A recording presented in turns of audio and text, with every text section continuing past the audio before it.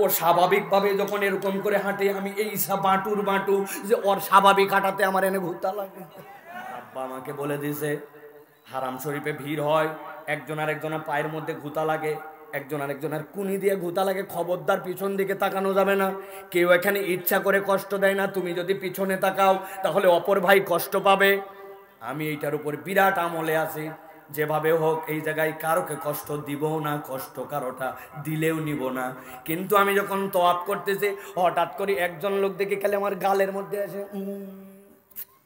বাঙালির একটা বিরাট সমস্যা ভাই, আপনি যা করেন তা করেন সহ্য করবে, কিন্তু দুইটা জিনিস সহ্য করতে পারে না।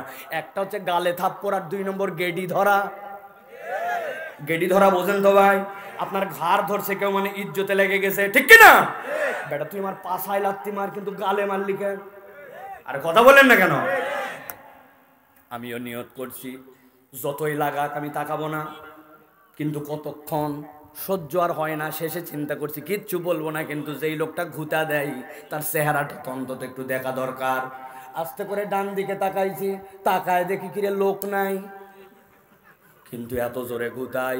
পরে বুঝলাম তাকায় ওনার পেট দেখা যায়। আমি এইরকম করে তাকায় দেখে ও আমার থেকে 1.5 হাত উপরে।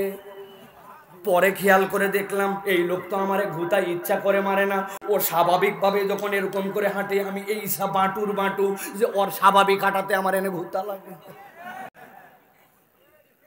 আপনি কত কালো লোক দেখছেন, আমি একটা কালো লোক দেখছি।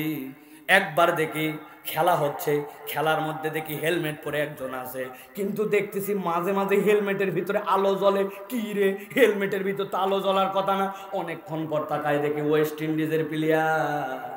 যখন মাঝে মাঝে সুইংগাম চাবায়, দাঁত বের করলে তখন আলো বের হয়, বাকি অন্ধকার। কথা বললেন না, আছে কিনা? আমার আল্লাহ রাব্বুল আমিন বলছেন দুনিয়ার মানুষ সাদা কালো ধনী গরিব এইগুলো আইটেম নয়, আমি আল্লাহ তোমাকে জানাই দিলাম কদ জাআতকুম মাউইযাতুম মির রাব্বিকুম ওয়া শিফাউল লিমা ফিস সুদূর। তোমার সাদা কালো রং আল্লাহ দেখবে না, আল্লাহ দেখবে তোমার অন্তর। আল্লাহর জন্য যেই ব্যক্তি অন্তর ঠিক করতে চায়, কোরআন ছাড়া অন্তর ঠিক করার কোনো ডাক্তারই নাই।